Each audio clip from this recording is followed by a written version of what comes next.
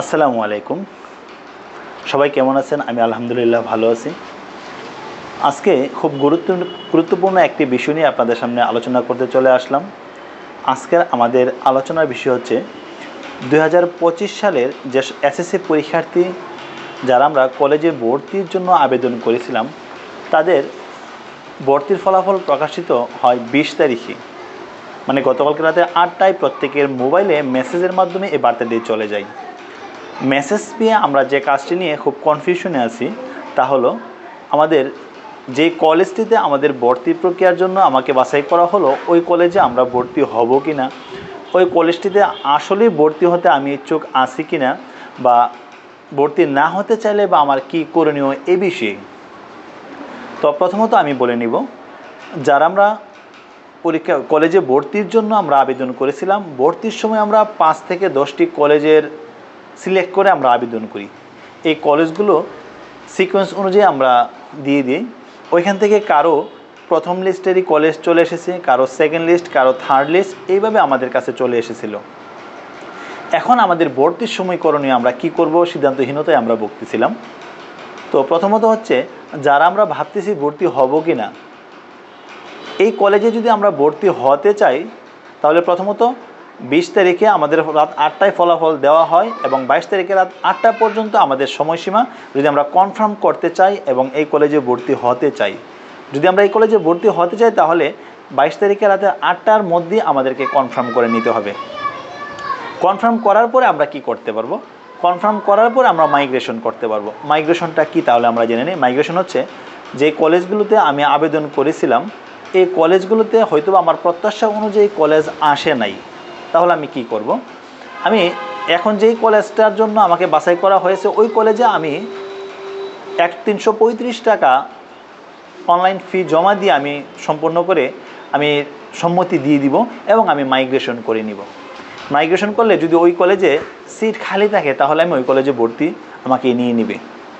যদি আমি ভর্তির জন্য SMS-এর মাধ্যমে, মানে অনলাইন ফি এর মাধ্যমে নিশ্চিত করলাম না, তাহলে আমার জন্য কী করণীয়?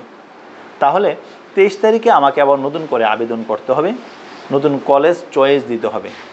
আর যারা আমরা এটি কনফার্ম করে ফেলব এবং মাইগ্রেশন করব, তাদের ফলাফল প্রকাশ করা হবে 28 তারিখে। মাইগ্রেশনে যদি আমাদের কলেজ চেঞ্জ হয়, তাহলে আমরা নতুন কলেজে যেতে পারবো। আর যদি চেঞ্জ না হয়, তাহলে কিন্তু আমাদেরকে এখন যেই কলেজটি আমরা কনফার্ম করতেছি, ঠিক এই কলেজই আমাদেরকে পড়তে হবে। ঠিক এইভাবে প্রথম স্টেপ যাবে, সেকেন্ড স্টেপ যাবে এবং থার্ড স্টেপ, এই 3টা স্টেপ আমাদেরকে অতিক্রম করা হবে। একটা জিনিস আমরা ভালো করে মনে রাখি, আমরা যদি এখন কলেজে ভর্তি না দিই, তাহলে আমার সিটটি কিন্তু আমার কাছ থেকে বাতিল হয়ে যাচ্ছে। তার মানে এই কলেজে যে আমি আর সিট পাচ্ছি না, এটা নিশ্চিত।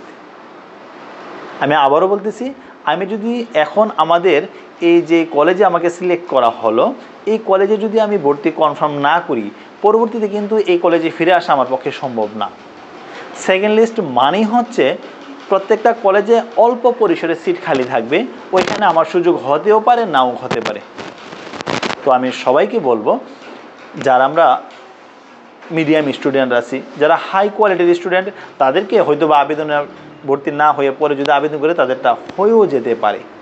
তো যারা আমরা মিডিয়াম অথবা লোয়ার লেভেলের স্টুডেন্ট আছে, তাদের জন্য এখন যেই কলেজে আমাদের ভর্তির সুযোগ এসেছে, আমরা ভর্তি হয়ে যেতে পারি, মানে কনফার্মেশন মেসেজ দিয়ে আমরা কনফার্ম করে নিতে পারি। পরবর্তীতে আমরা মাইগ্রেশন করে দেব তার সাথে সাথে। তাহলে আমাদের মাইগ্রেশনের রেজাল্ট আসলে আমাদের যদি কলেজ চেঞ্জ হয়, ওই কলেজে যাওয়ার সুযোগ হয়, তাহলে এটা আমরা কনফার্ম করে নিব। আর যদি কনফার্ম না হয়, আমরা যে কলেজে আছি ঠিক ওই কলেজে আমরা ভর্তির কাজ, আমরা পড়ালেখা চালিয়ে যাব।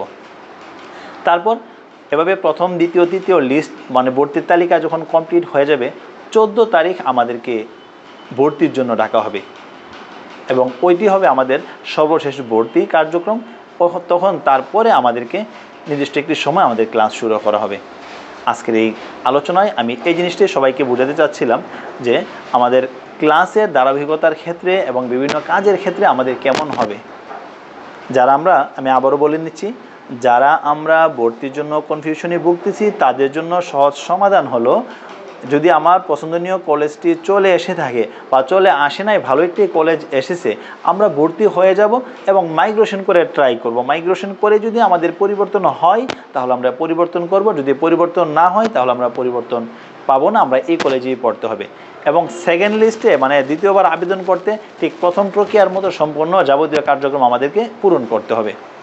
তো এই আলোচনাটি আপনার বন্ধুদের মধ্যে এই ভিডিওটি শেয়ার করার মাধ্যমে জানিয়ে দিন, আপনার বন্ধুকে সহায়তা করুন, আপনি নিজে এই বিষয়টি সম্পর্কে জানুন, কি করবেন, আপনার পরিবারের সাথে পরামর্শ করুন, আপনার বড় ভাই বড় বোনদের সাথে পরামর্শ করে নিতে পারেন এই বিষয়টি সম্পর্কে।